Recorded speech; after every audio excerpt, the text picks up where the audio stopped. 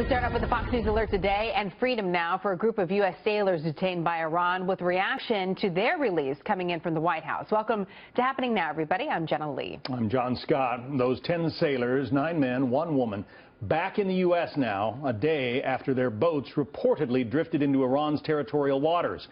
The Iranian Revolutionary Guard's Navy seized those boats and the crew, holding the group overnight at an Iranian base on one of the country's Persian Gulf islands. Iranian state media reporting the sailors' release came after an investigation determined mechanical trouble caused those boats to stray into the country's waters. But the White House credits new lines of communication established with the Islamic Republic during the recent nuclear deal as playing a key role in getting the situation resolved quickly. This as Vice President Biden makes it clear the U.S. did not apologize to Iran for the incident. Garrett Tenney is live with more now from Washington. Garrett. John, those U.S. sailors are back in U.S. custody and appear to be in good shape after a rough past 24 hours. You can see them here in these pictures taken shortly before their release this morning. Yesterday, the group was heading from Kuwait to Bahrain in 2 U.S. Navy riverine boats, similar to those that you see here. And at some point, the boats lost communication, and officials believe there may have been some kind of mechanical failure on at least one of the boats, which eventually drifted into Iranian waters where they were detained. U.S. officials say a full investigation is now underway into exactly what happened.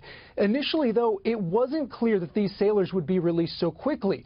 Yesterday, officials from the Islamic Republic accused the sailors of spying, said there was no timeline for their release, and demanded an apology from the U.S.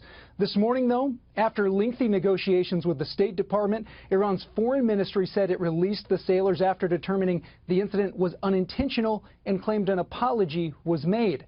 U.S. officials deny there was any apology, but credit the quick release on open lines of communication that were made during negotiations on the nuclear deal. One thing that I can say with confidence is that this channel between Secretary Kerry and their foreign minister was very important in resolving this in a timely fashion.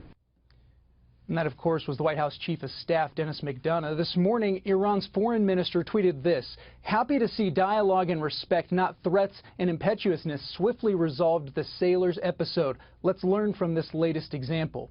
It's important to note that U.S.-Iran relations are extremely volatile right now. Iran is just days away from receiving $100 billion in sanctions relief as part of the nuclear deal. At the same time, members of Congress are pushing for new additional sanctions on the Islamic Republic for illegal missile tests that it carried out late last year. John? Yeah, what a tense time. Garrett Tenney, thanks for that.